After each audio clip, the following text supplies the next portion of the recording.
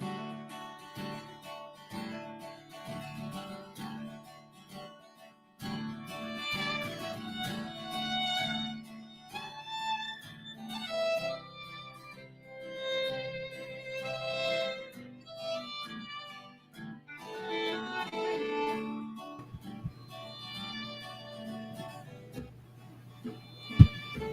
hello, friends. Welcome to the Monday edition of Shakespeare's Coffee Break. I am your friendly neighborhood Shakespeare, and I am joined, as always now on Mondays, by the amazing, the talented, the effervescent, the hat-wearing today, May Hemmer. Oh, hey, good morning. I really think this might be my look for this going forward. I like it because it is both Renaissance and also very sassy mod 60s. There you go. You're like, oh, hello, yes, I was just posing for Austin Powers. How are you? It's like, hi, welcome to the Centuries Collide. Oh yeah, I love it. What does your cup say? Oh, it says I like my coffee on the dark side. Very nice. I like it. Oh, well, let's start things off with a nice noisy slurp to get things going. That's just good internet audio. I don't care who you are. And our friends are joining us today. We have Kathy Evans over there on YouTube. Good morrow, Kathy. Yes. Alex Stephen Arke, good morning. And he says, yay, May! I'm here. Adam Bly, good morrow, oh, my goodness. Lady Onsa and hello, Garbanzo are watching. Oh, my gosh. What? Okay, we have to be in our best behavior. Not just kidding. I know, right? May, what'd you do with your weekend? Oh my goodness. I did a bunch of sewing and I did Sunday side quest on yesterday with Nat 21. How did that go? That was comical. Someone knew my dirty secret about how I was subconsciously taking out my anger on Ayala as a professor at Snogwarts. Ooh, all right. Very good. I was the professor of combat that taught Mujitsu and Yeet Kundo. Yeet Kundo. It's just like, and you just throw your Yeet. You Eldritch blast them into the atmosphere. And along with Eldritch Headbutt and yes, Headritch. That's part of Mujitsu. We will Eldritch Headbutt. Oh. How about you? How was your weekend? My weekend was good. I recorded a bit for the Sunday side quest, and I didn't get to watch it because I was having a date night with my wife, recovering from my very first COVID shot. So that was exciting. Yes. I got my Pfizer shot, so that was good and exciting. So you didn't have to join my household after all. I did not, but I would still like to. Just for I need a compound for just all my performer friends that I like. That's what off-screen wife and I want to do eventually. Oh, yes. We want to get a house with property and then put a bunch of tiny houses in the back. That can be our old people retirement village. So we want to put her dad there, my dad, and my mother separately. I catch what you're throwing. Yes. Yeah. So my dad and stepmom can be over here. My mom can be over here. There's like a little common area. We're gonna have a fire pit. And there you go. If the old people refuse to move in with us, you know what? We can have friends stay. I reserve a spot as a weekend getaway for whenever I feel like just popping in. Absolutely. Oh my! Bring my kids. You can come up. The children can have their own cabin. It'll be fine. Yes, everything's fine. Everything's fine. Nice. You can tear. You know what? But I am not responsible for anything they tear up in that cabin. No. It's fine. There will be Wi-Fi. Because I have learned that from my nieces and nephews that if I don't have Wi-Fi, then the world's live in over. the Stone Ages. Yeah. Even though it goes down at their house like anywhere else, so it's just like don't be judging. I mean, true. Yeah. So I'm excited about today's guest, May. Me too. I know. So I met her when she came in to do just a really fast part in a reading I hosted, I guess a month ago. We did Austin Land, and it was fun and silly, and it was just no rehearsal. Let's just come in and do readings. Some people were in costume, some people weren't, and she went above and beyond. Oh my gosh! Yes, but she's absolutely delightful. I I don't really know her at all. I only know her from a couple of email, Facebook exchanges, and then that show, and then basically it. And you know her a bit better than I do. Yeah, I met her. Oh my gosh, it's been a hot minute. I was fangirling only because I was still like a baby performer. Ooh. And I just like, it was more of like her personality that just made me be like, I just want to be like that, just unapologetically me and fabulous all the time. And it took a few years. I got there. It took a few years, but I think I met them. I met her in, oh my gosh, was it New Orleans many moons ago? The years have blended by. Once you have children, everything just yeah, absolutely. Well, let's introduce our guest, a creative producer from the Mid-Atlantic region of the United States. She has made the larger world her home as founder of Spectacle Mirth Productions House.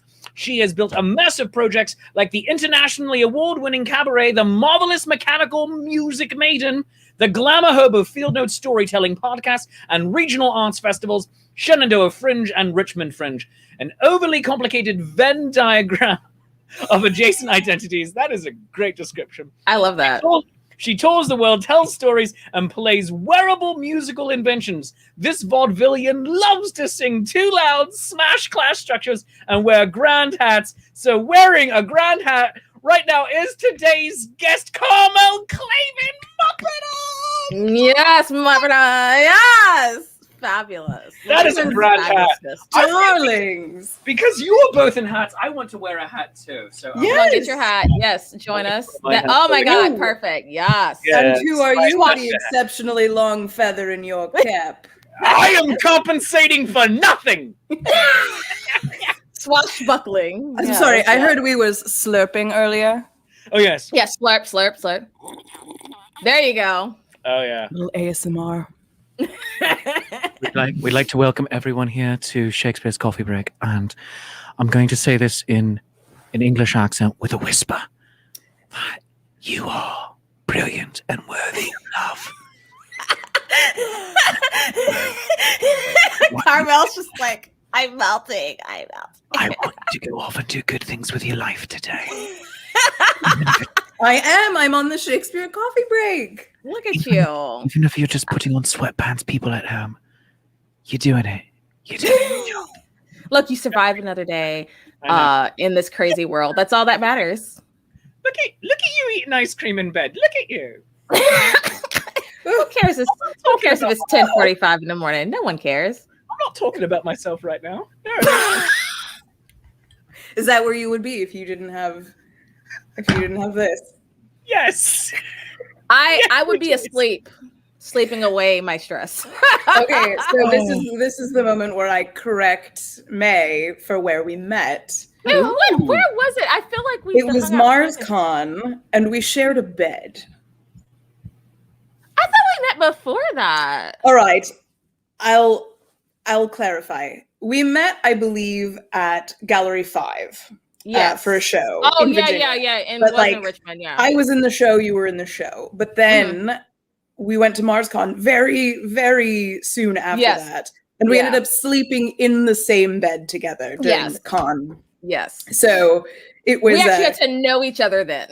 Yes. And it was basically a slumber party pylon. Because there were 2 king beds in the room. And it was you and me and Mab and...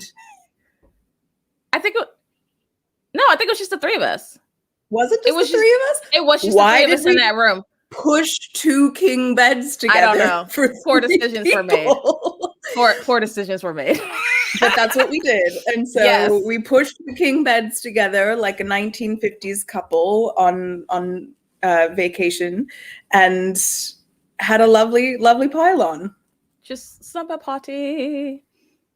Oh, your audio's gone, Shakespeare. Darling, I can't hear you. Myself, so you wouldn't hear me typing. But your beds were able to move in a hotel room. Yeah. Yes. Yeah. Because usually they're on the platforms that you can't, I know. It was weird that way. I'm jealous. There are lots of reasons why you should be jealous of that. particular exchange. I am very envious of all of this, up to and including your transportable king size beds in the hotel room, making effectively an Alaska or California king. Yes. Have you like an Alaska king? Have you ever seen the dimensions of an Alaska king bed? Yes, is it a real thing. Yes. Yeah, they are 12 It's obnoxious. by 12. They are Yeah. 12 Is it in the shape by of 12 feet. Alaska? No, sadly, That'd no. be great. No. No. And I feel that Texas, just because they always need to be bigger in Texas, they're like, you know what, we're going to come out with our own. It's going to be 15 with by Texas 15. King. And that Right. definitely is Texas shaped. Yes. That Oh, needs yeah. to be- My that would be understanding. definitely. Yes. My understanding of the Texas ego is that it Yeah, loves Yes. itself much. and your cat or your dog can sleep on the panhandle portion up at the top. Yes. Yes. because That's it's just for them. That is literally there's a built-in function just for your pet. Yeah, That's all it's for. And No that is humans. the Texas king size bed. We've solved What it. world we live in. Someone needs to buy this from us. Sadly, it's going to be the My Pillow guy. I mean, so. Patent pending. We have discovered this and we will make this. Oh right, yeah. Copyright May and Shakespeare, and also Carmel Clavin because she was here. I'll sell the sheets. There I'll you sell go. the add-ons. Because we The say bed it's automatically ours. It's ours. I mean, those are New Jersey rules, right? Oh, what is Ansa? Oh my gosh, I gotta read this comment by Ansa real I fast. can't see any comments, so you have No, to you're tell me fine. if there's anything extremely dishy. This information is relevant to her interests. No, keep going. No, I want. Here we go. Carmel is a great event roommate for pulp, sci-fi, garbage, erotica, bedtime story reading. Yes, I am. Yeah, that is a comment that gets thrown on to a dust jacket for a book. Yes. All I can say is when I first heard Carmel's readings I think it was at Abs Fest at the Sunday church, Titty Church. Mhm. I was like, where is this book? I was like, wait a minute, where is this? Screw 50 Shades of Grey. Where is this book? That book is garbage anyway, but this is a million. Like, where is this? Allow me to expound upon the situation. So I love reading porn to a group of people in a public place because Remember, there this is a morning show too. Yeah, it's not happening today, darlings. But I have been performing for quite a while, and I just had this vision in my head of using my voice a little bit differently, other than being just a singer or an MC. And I was like, what else can I do? And so I love hearing stories be read. And my gigs were all burlesque gigs coming up. So I decided to find myself some science fiction erotica, and I would read that, or fantasy. It's a fantasy inside of a fantasy. It's a bit meta in that way.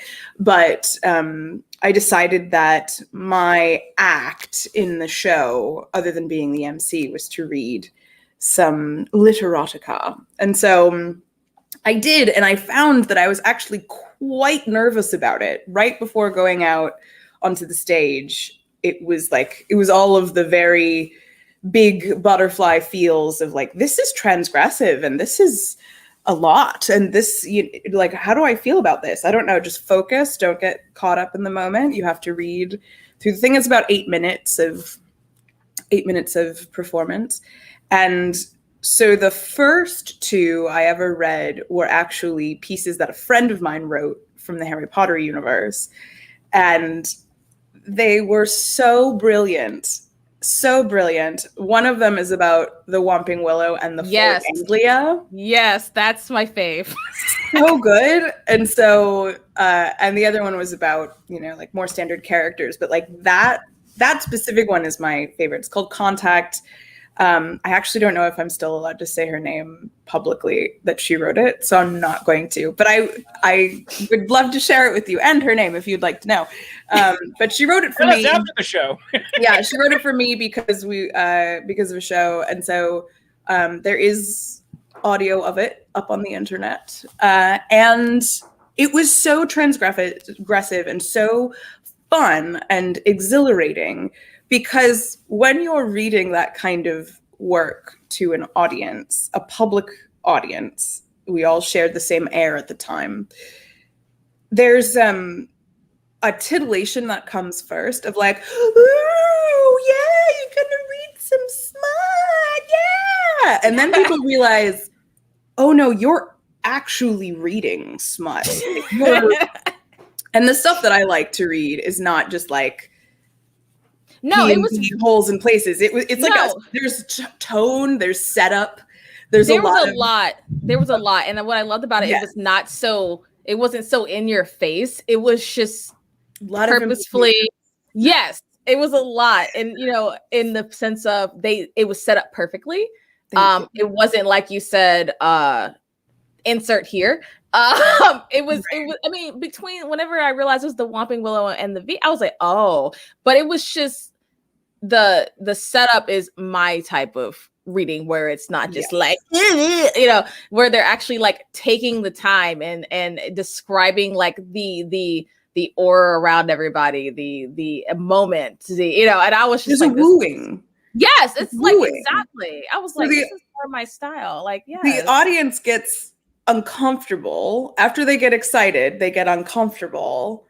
And then they get into it, and then they get really aware that other people are around them also into it, and like they're touching shoulders with someone who they don't know, maybe, who's also into it, and then they're having they're on the ride, but they're also really cognizant of who they're with on the ride, and then it ends always in explosive applause.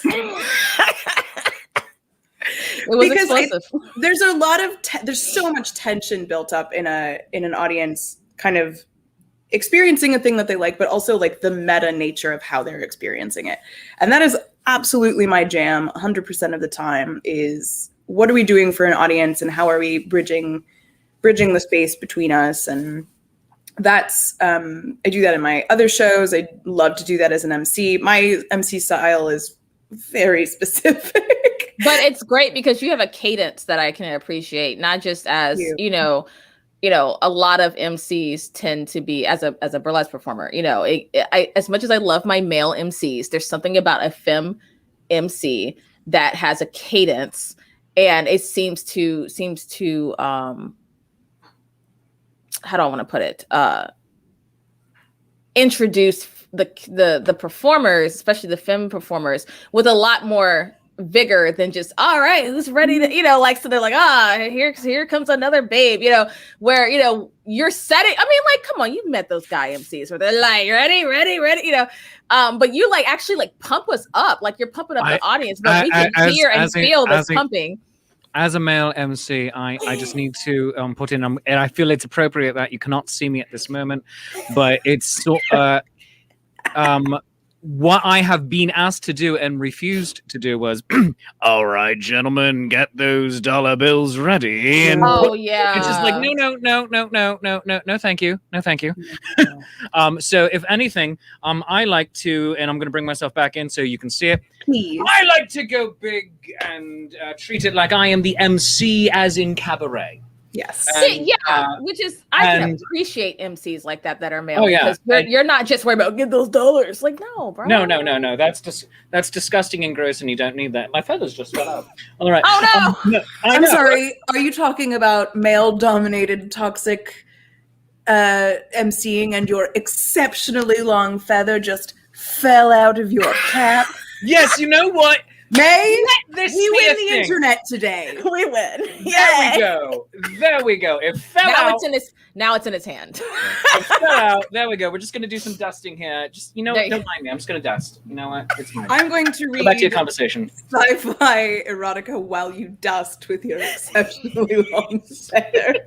This is a show I would pay to see. Just like it's going to be over here. And then Carmel readings. This show is off the rails. So anyway, okay. But also, real quick, guys watching at home, toxic masculinity doesn't help you either. Just putting that out there. Nope, it doesn't. No, it does not. 0 out of 10 would recommend. That's my Yelp review. Yeah, 14 out of 10. Do not. No. I actually forgot where I was going with that joke. So Yeah. So halfway through. Nope. Great. Whatever. It's my show. Who cares? All right. So Carmel, I actually have a question now here. Please. How did you get into this world of performing? It is something I love asking other performers because everyone has a different path to it. Whether it comes initially from cosplay, or you come from the writing side, or I always wanted to be a performer, or whatever. What was your journey to the stage? Well, I have always been a ham, and I remember being quite young and making up any theatrical I could, usually by myself. I had the luck to grow up, a lot of my growing up, in a house that had 2 acres of wooded land and a tree house. And so I spent a lot of time by myself in the woods and in the tree house, and singing at the top of my lungs, and just making things up and reading books and watching a lot of sci-fi very late at night when my parents weren't looking. And Sci-fi movies or shows? Both. It was it was the 90s, so it was whatever was on television, basic television. Golden Age Star Trek. Golden Age. Oh my gosh, no. I watched Star Trek with my father. Like that was what we did before he passed. Was like I learned about Star Trek and Star Wars. That's just good parenting. It is exceptional parenting. The nerdiest thing, right. My only real nerd cred in this moment is that I was maybe 7 and my father was teaching me how to play chess. And he said, hold on a minute, we have to stop. There's something on television that I really want to watch, and I want you to watch it with me. And I didn't know what he was talking about. And it was Return of the Jedi, which I had never seen. Oh my God. So my Jedi will always be my favorite. But like full nerd cred of like we had to stop playing chess in order to watch Star Wars. All right. I have a similar story, not quite as beautifully nerdy as that, because my dad never actually taught me to play chess, probably because he's a terrible chess player himself. But I mean, he knows how, and that is kind of the extent of my skill as well. I know chess club, only chick on the team. It was lit. I was in chess club. Which was also, the chess team in high school. I think because they needed a stupid kid just to like round it out. It's just like, oh my God. Oh no, if we have a dumb kid on the team, then we get funding. It's just like, okay, cool.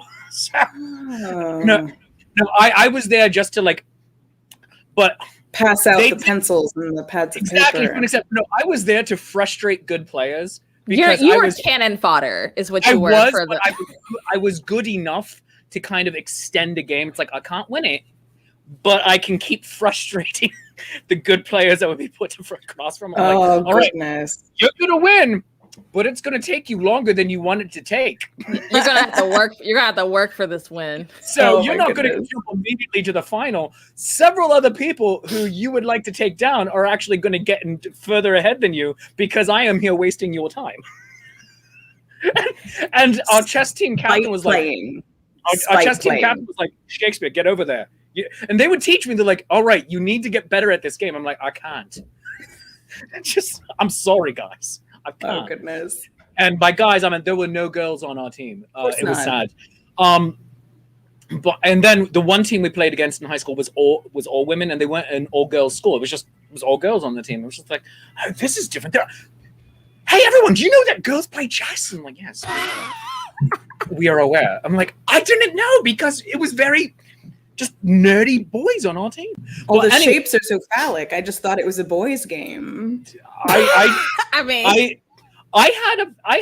had a set that was checkers, but with the symbols of the different pieces like pasted onto it. That sounds awful. It was so it could also be used for checkers. Oh my gosh! It was the most low rent double use game you could ever have. But I was like, I had 2 separate sets. But my dad and I, we were watching a Star Trek: The Next Generation because that was my show. Yes. But I likewise had never, and I was 2nd grade maybe. We were a couple of seasons into Next Generation. I had never seen a Star Wars movie. I had seen the Ewoks Adventures because I was little and that's what I grew up with. But I'd never seen any Star Wars movie. And it was coming on Channel 11, WPIX, Channel 11, New York. And my dad said, we're watching Star Wars. I'm like, all right, I have no idea what you're talking about. And in commercial breaks and everything, and at every commercial break, he would insist discussing it. He's like, all right, so what do you think of this? I'm like, I don't know. I'm Lasers. 7. I have no idea. You're like, I'm not trying to have an existential crisis over what's happening with the insert character name here. Like, yeah, it's like, and he's just like, what do you think of this? How do you think it compares to Star Trek? I'm like, I like Data a lot, and right. And I'm apparently an outlier. I like both. Apparently, you're not allowed to like both. Oh, no, I love nerds. I love both. I like both. I love Star Trek. Star Trek is my heart. Star Trek is my initial nerddom. Yeah. Star Trek is my initial fandom. Yeah. But Star Wars, I've always found like I have a Jedi tunic and robe hanging in my yes, you closet do. right there. You have a whole. Yes, I do. It's come out for Nat 21 Adventures as a wizard because they're space wizards. I'm not sure if you know that at home. But so I like both. It's just Star Trek. That's your first love, which is fair. It's my first love. Agreed. Yeah. But yeah, so my dad, we stopped one sci-fi thing to go and watch the other sci-fi. Yes. Well, rather fantasy. It's space fantasy. Come on, people. It's an opera. It's a space opera. It's an opera. Yeah. It's an opera. There we go. All right. But back to your delightful father teaching you both chess and Star Wars. This had nothing to do with my way of getting on the stage. That just... I completely forgot where we were. Thank you for keeping where we were in this conversation. I thought we were just my origin story. I thought we were just going for it. So we are, and there's not much else to say other than when you get into performing as a kid, but not in a way that is like your mother drives you to things and is a stage mom yelling at you to smile from the side. Like, I did not have that experience. My mother was not interested in driving me to classes or to camp or anything like that. Like, that happened when I was much younger. And then, like, our family changed, our lives changed. My dad passed, and like life became a lot more drastic as far as like what are resources and what are we doing and where do things go. And a single parent is busy AF.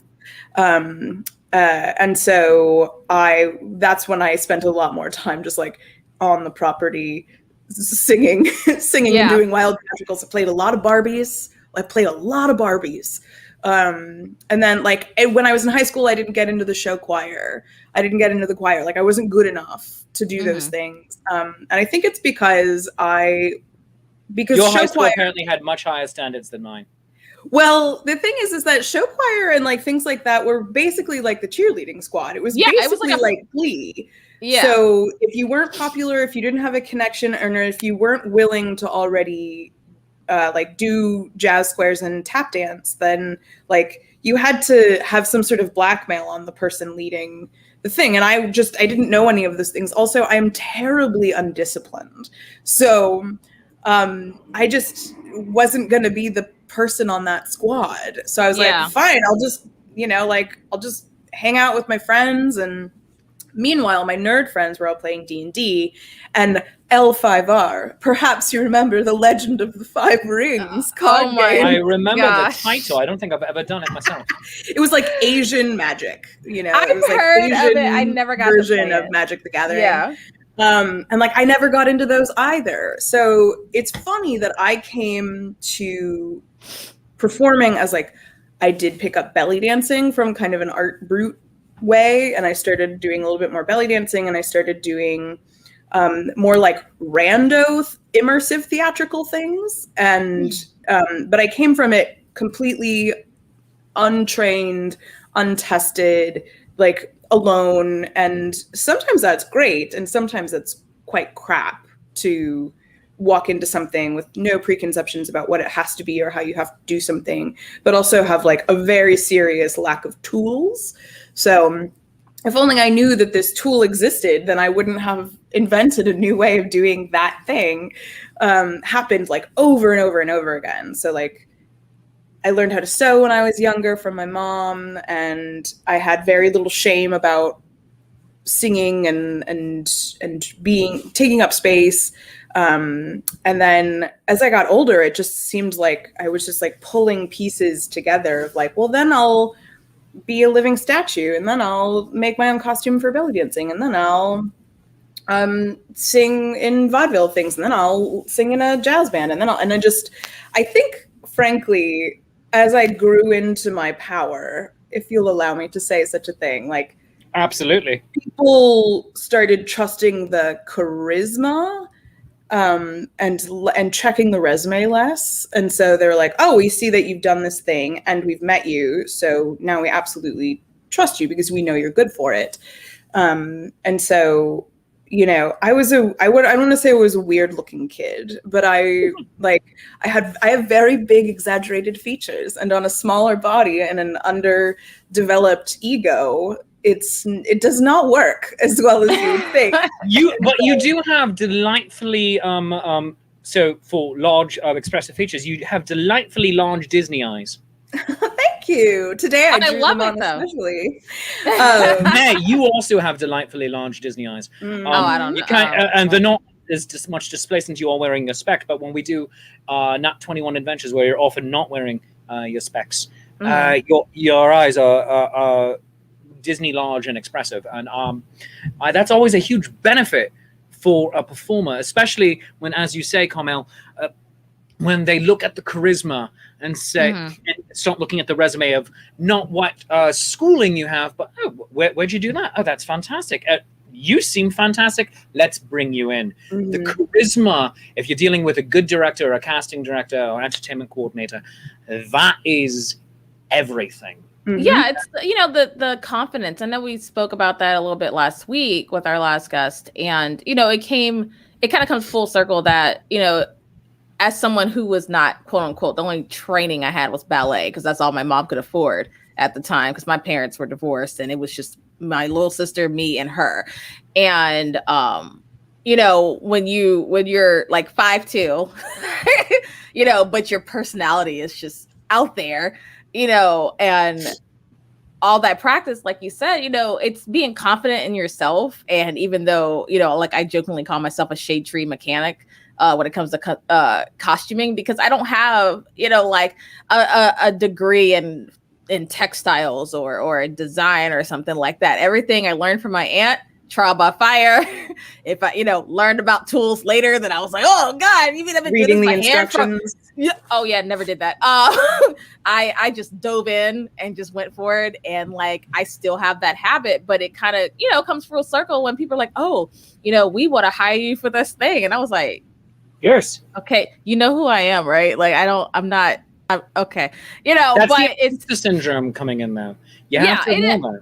Yeah, and it is, you know, and like, but the fact that you're like, yeah, I got this, you know, like I'm pulling these pieces together, you know, to promote yourself, you know what I'm saying? And you're like, yeah, I have this confidence in myself, screw it, you know. And it's kind of one of those, either hire me or you don't.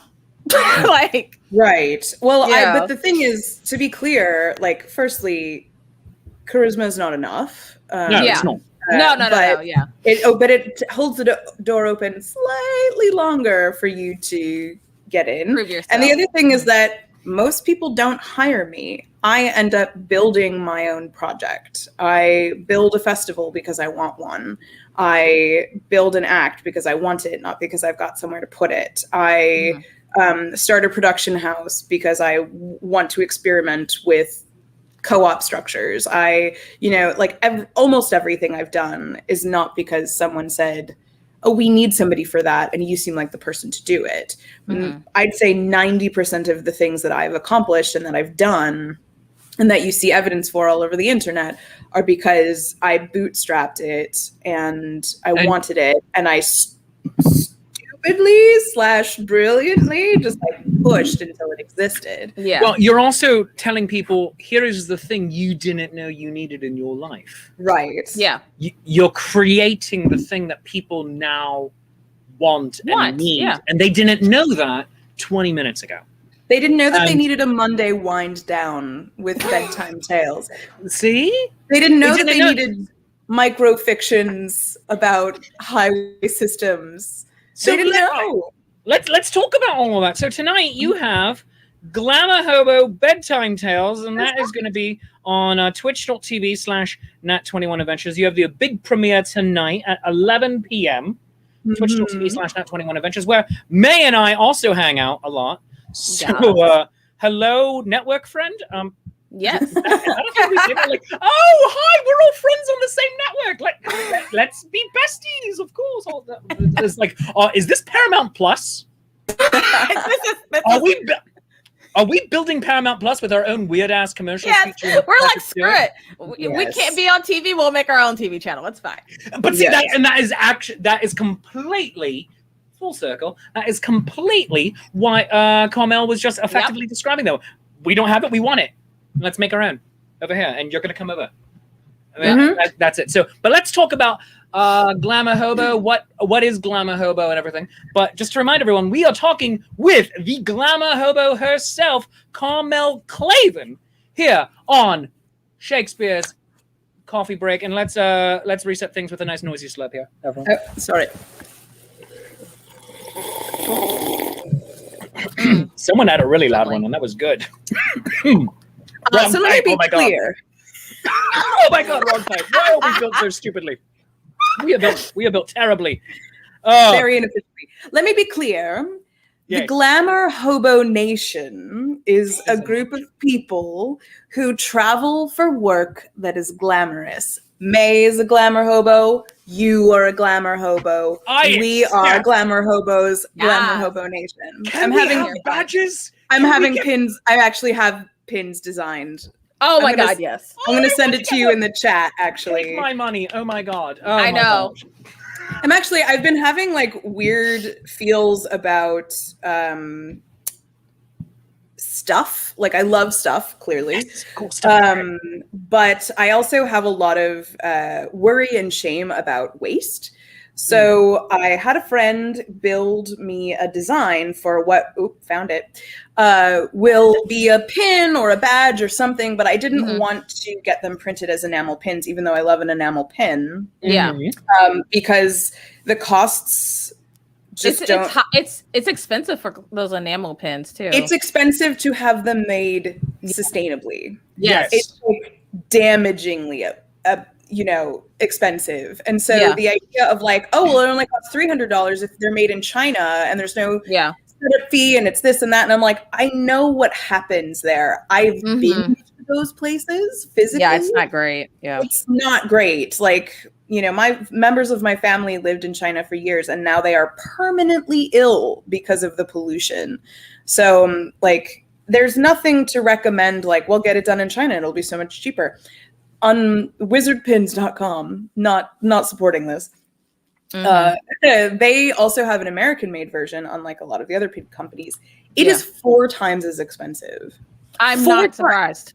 So, and that's not to say it's not going to be made in Guam or American Samoa or Puerto Rico, where they technically don't have constitutional protections either. So, for me, it's a real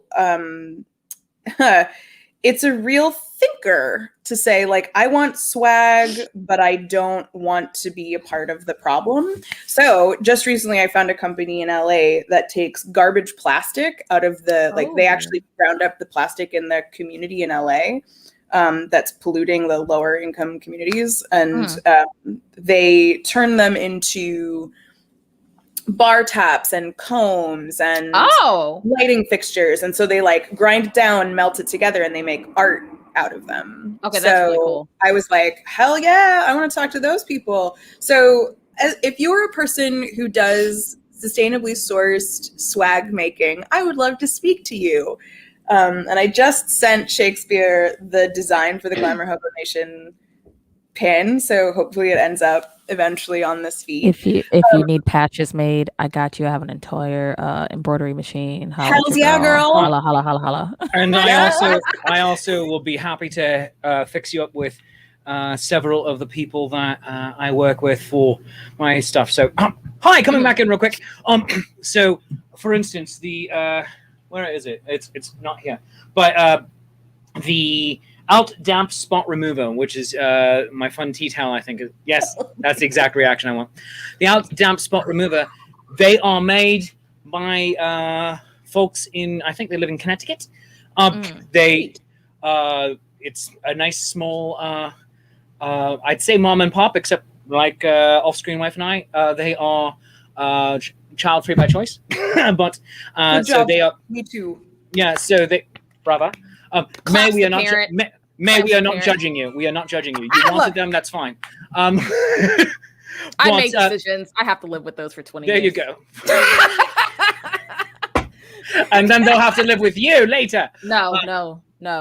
That's why I had my tubes out. Ooh, Pull them right out. Just pull them out. That is the most disturbing thing ever said on in that format on the show.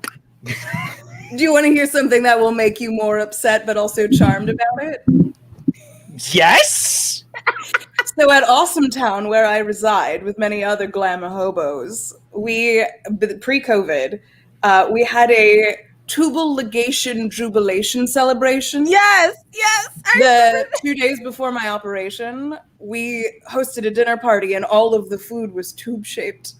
So spaghetti squash and green beans and the pasta that has a hole in the middle. Bucatini.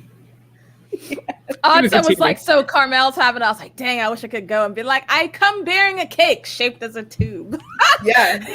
Oh, our friend Dana Buffet made a piñata stork that we destroyed. That feels like a party where you need a water slide that is like one of those tube slides you go down. Yes. It was the best way. It was the best way of celebrating. That's amazing. That's amazing. Well done. Bravo. I'm currently working on getting that piece of artwork up here. Yeah, this could easily be done as a patch, though. Yeah, I think so. So Glamour Hobo Nation. So Glamour Hobos are people who and travel there's emeralds, and this is great. They might be emeralds. They might be perendos. They might be citrines. Something green. It's like I'm very into the green right now. I'm very blue at the moment, but like green has been my thing. I painted my room alternating green stripes on every wall. So my point here is that glamour is a verb and a noun. It is not what people think it is in modern parlance, which is just beauty. It isn't.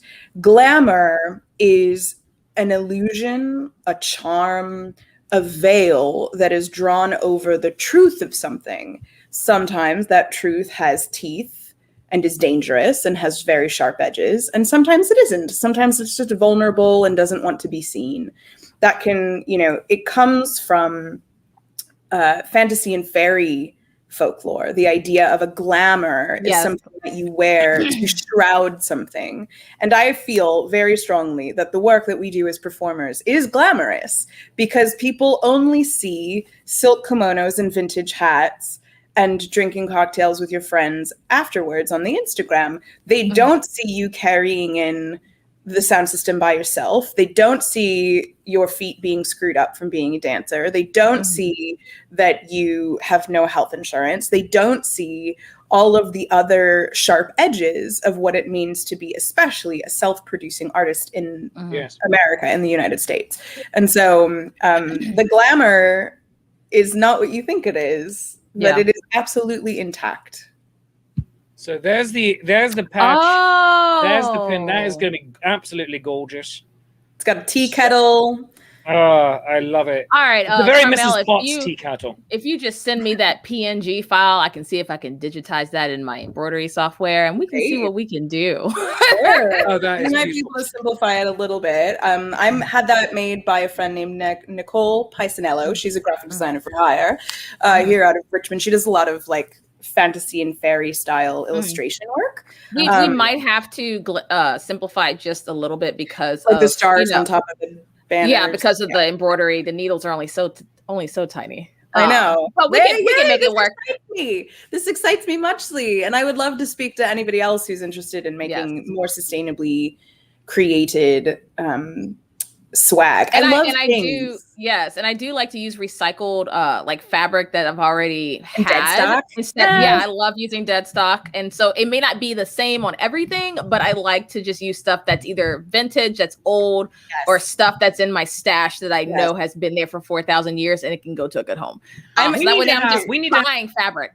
We need to have you back in a few weeks, and we could just talk about sustainability. Yes, and where it has the cross sections with not just commerce but also artistic commerce. Yeah, we need to talk about that, because that would be fantastic. Because as it's already been happening in this conversation, the cross sections betwixt a good affordable product with good wages for people, with paying what things actually cost, with health insurance, with all of the rest of it. I mean, we could probably fix society on this show in just a few episodes. I believe it. I absolutely believe it. And you know what? Yeah. I can say, like, as I will say, this is about the only thing I am privileged in, is having a husband, a partner that does have a full-time corporate job. So I have health insurance, and it sucks because I hate seeing my friends struggle, that don't have health insurance. And I know back at home, I'd be like, all right, let's find out how we can make this work for you. And like in New Orleans, we have the musicians clinic where they've offered to artists to have doctors and stuff like that. So people can get like, medicine at a discount, see a physician at a discount, stuff like that. And like, that's kind of like, even though my background is in finance and I probably should do tax stuff, but I'm over that life. It was terrible. It sucked my soul. Don't go back. Yeah, it was terrible. But like part of my passion is trying to help artists that don't have that luxury find a way to get health insurance, or some type of health care. Yeah. That's affordable, because I'm like, dang, can I just adopt you all? Like, how many kids am I allowed to have? Like, well, if you are, can I have? if you're in the Quiverfuls, quite a few, and so long as they're 25 and under, that's fine. Okay, everybody's gonna lie about their age starting now. All right, I am now 24 years old. Thank you. No, but I've been fortunate enough. Yeah, I've been fortunate enough to only be without health insurance for a handful of years throughout my life. When the Affordable Care Act went into effect in 2010, my off-screen wife and I, we went on. Well, we didn't actually get it then. We got it. We were on the open market beginning in 2012, and we paid for our own health insurance for 5 years because it was. Go ahead. Go ahead. I'm sorry. No, go ahead. I was about to say. No, you. Please, you. So like, I'm glad you said that paying for your own healthcare in the market, and this is like where my finance background comes in. That is a racket. Only because we did go into the market for a little bit because the level of healthcare through my husband's contract job before he was full-time Pfizer was terrible. And I'm like, when you have two tiny humans, you need the most that you can get for, dental care they have to have every 6 months, all their immunizations, their preventive care stuff. And we were paying out the wazoo just for the children. And we sacrificed our own level of stuff just so that they're covered. Yes. And these insurance companies are terrible. So and that's what off-screen wife's parents had to face back in the 80s and 90s. Yeah, it's terrible. Sacrifice theirs in order for the kids to have. Yeah, and so now, thank God, the luck of him getting hired on by a pharmaceutical company, like we pay maybe the same amount and get 3 times as much coverage. Like my birth control implant that I'm getting put in, it's free $99 now instead of paying $400. So can I just start an insurance company for performers somehow? Like, I just need a backer. I would love it. That is a thing that is near and dear to my heart. So I will happily talk with you about that afterward and who we can talk to. And there are too many conversations to happen in the space of this program today.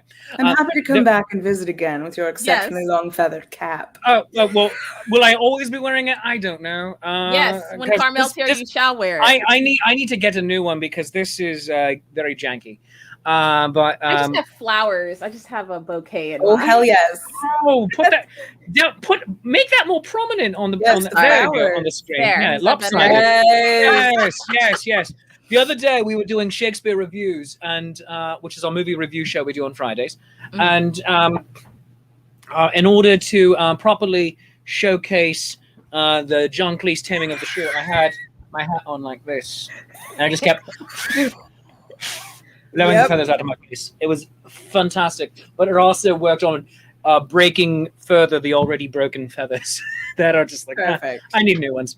But Carmel, we are running out of time, so let us advertise you real quick. So, Glamour Hobo Bedtime Stories premieres tonight on Nat 21. Tonight. It does. Twitch.tv/Nat21 Adventures. What is the 30-second rundown of Glamour Hobo's Bedtime Tales? Wind down your Monday with my mellifluous voice in your ears.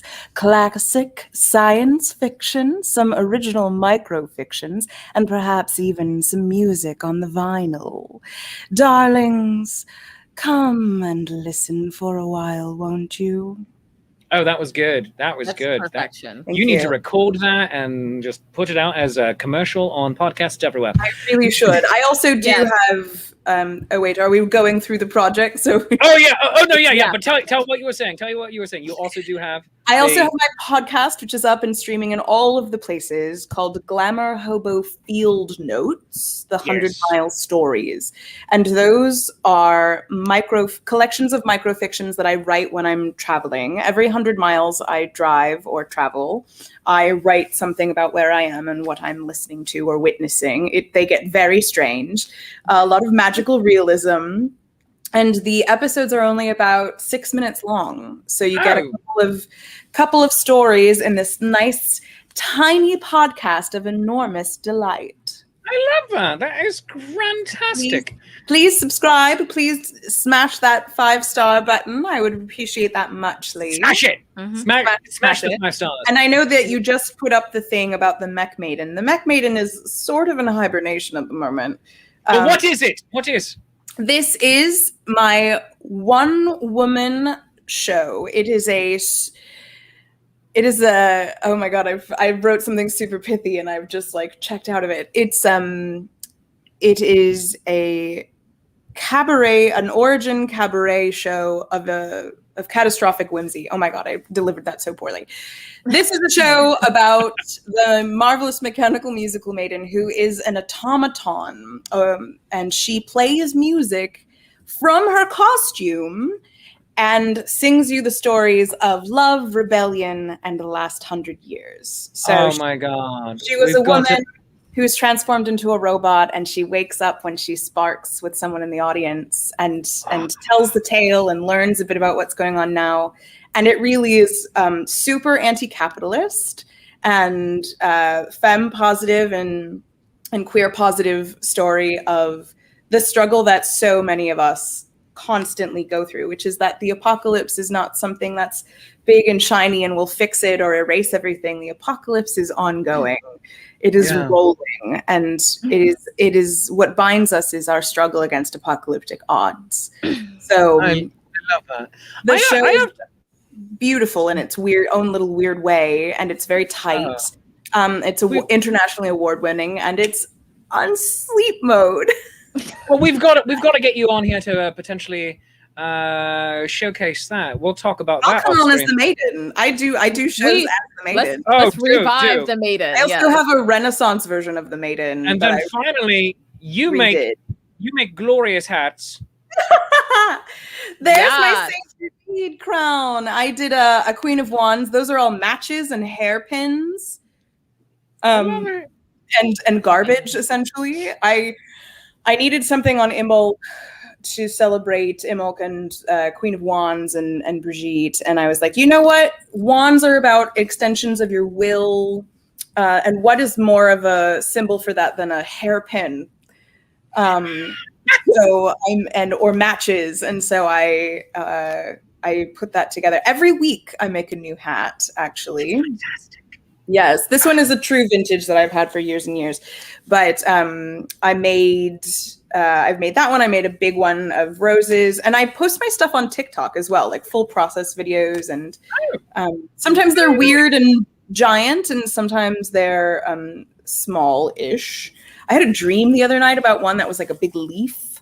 So I think that'll happen soon. Oh, this sounds grand. You can, at home, please do follow Carmel Clavin, the Glamour Hobo, on all the things. Go to facebook.com/spectacle and mirth, facebook.com/mechmaiden, spectaclemirth.com. Make sure you tune in for the premiere tonight at twitch.tv/nat21adventures, where May and I are going to be hanging out tomorrow night. And tune in remember, tonight at 11 p.m.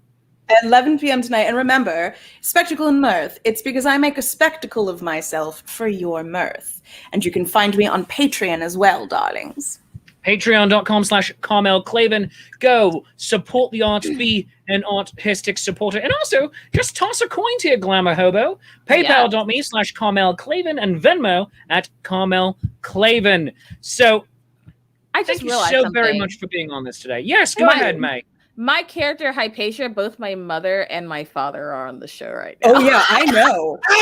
Oh, this is gonna be a thing. And we have, but as any good bougie, very rich couple are, we're rarely in the same place at the same time, darling. No. Hippie, darling. Oh, God. Yeah. I'm running out of champagne, hippie. Hypatia. We will gladly help your Darling. party stop that monster, but first it's cocktails. Hello, yes. Hello. But mom's mad at me because I threw a 24,000 gold party for 9. Yes. No, Darling. that was good financial wizardry. No. See, that is fine. Darling, I'm very upset. I don't know how to correctly express myself because it's only one champagne deep. But our daughter is discount shopping. I didn't discount. She was not hustled. discount shopping. She was getting a good deal, Muffy. Don't worry I about was getting it. a good deal, and I smiled and looked pretty at them. Oh my god! So that this is a thing that's going to be happening later. All What do right. you think? Oh. You can follow my delightful co-host May Hemmer, awesome personality, at facebook.com/may.hemmer, Instagram the May Hemmer, Twitter the May Hemmer, and mayhemmer.com. And you want to show you that you love her in a financial way? Do it. Go to Venmo at the May Hemmer, Cash App $ the May Hemmer, and PayPal may.hemmer@gmail.com. Also buy her a cup of coffee at coffee.com/the May Gotta support Hemmer. that fabric habit. Gotta support that fabric habit, y'all. And friends, some upcoming shows I need to tell you about. Let us do it. Shakespeare's Coffee Break, of course, is Mondays, Tuesdays, and Wednesdays, 10:35 a.m. Tomorrow, we have the co-founder of Renfest.org, John Karnofsky. He's going to be joining us. And then on Wednesday, who do I have? Let me see. Let me go to the schedule here because I don't remember everything off the top of my head. On Wednesday, we have Connor O'Carrig, the magical leprechaun. He's going to be joining us Wednesday at 10:35. On Thursday, we have Writing Sonnets with Shakespeare, and that is the Writers' Room show where you, the audience, and me, your friendly neighborhood Shakespeare, get together and we write an original sonnet. And that is Thursday morning, 10:35 a.m. on Facebook.com/ShakespeareProves, YouTube.com/ShakespeareProves, and Twitch.tv/Nat21Adventures. On Fridays, we have the Shakespeare Reviews Watch Party with Life's Affair. It's the movie review show I do with Andrew McKee, the Irish Bard. Again, that's 10:35 a.m. Eastern time on my Facebook channel, facebook.com/ShakespeareProves. This week, we are going to be talking about the 1950s version of Julius Caesar starring Marlon Brando. Oh my God. I know. And I then, wish I wasn't at work. you can watch the replay. Yeah, sure. Friday evening at 5:35 Eastern time, we have Shakespeare's Shameless Self-Promotion Happy Hour. It is the panel show where we just have a lot of fun. We make toasts, we listen to music, and we just have a good time. Returning guest Gwendolyn from The Gwendolyn Show will be on, and Olivia Liv from Music the Gathering is going to be our musical guest, and the Zenith players are going to be joining me as per usual. This Wednesday night at 7 p.m. is the original show, Richard, Too Fast, Too Furious. I'm so excited. Thank you. Presented by my social distancing players. That is starring Ezekiel Jackson of the Lords of Adventure, Aileen Goldberg from Chase Treasure, Mitch Gamble Ernst, Jade DeVere from Inside the Drag Closet, Christina Koya from Chase Treasure, Alex Stompoli from the Pennsylvania Renaissance Fair, Tom Zadoiko from Buckle and Swash, Kelsey Kurz from the New York Renaissance Fair, and My Alter Ego. And their musical performance by Drunk and Disorderly this Wednesday night at 7:05 p.m. If you would like to support that show, you can go to the Indiegogo campaign, igg.me/@/Richard Too Fast Too Furious to support that show. All of my patrons will be getting a backstage pass to come and join the cast for the after party. So come and join us at the and that starts at the $10 level if you are not one of my patrons. But come and join us for that. And then finally, this Thursday night, we have the Murder at Cloudhaven Chateau, the murder mystery, interactive virtual murder mystery with the New Jersey Renaissance Fair. Much of the same players as Wednesday night show are going to be in this.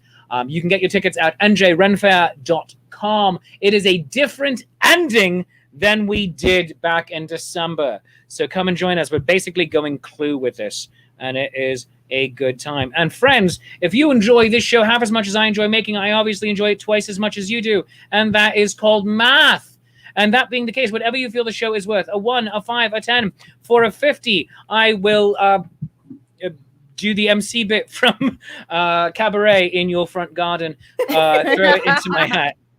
And by throw it into my hat, I mean buy me a cup of coffee. Go to coffee.com/Shakespeare. That's ko-fi.com/Shakespeare and buy me a cuppa, because this is Shakespeare's Coffee Break. And also consider becoming a Patreon of the Arts at patreon.com/Shakespeare. Tiers start at $3, go all the way up to $30. And right now, because money is tight for so many people, all of the tiers right now are getting the exact same rewards, which include going to the Friday night concert series and coming to the backstage party for the social distancing player shows. Support this man and his art. Thank you, and support these amazing and brilliant women.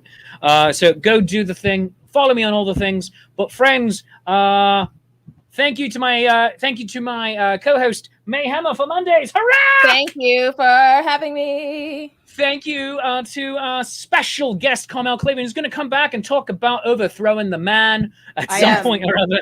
I also will be the two ladies if you're the MC from Cabaret. Oh, you'll be both of the two ladies. I like this. And I'm the only man. Yeah, if I do it in the German accent, it will inevitably become a bad impression of Arnold Schwarzenegger.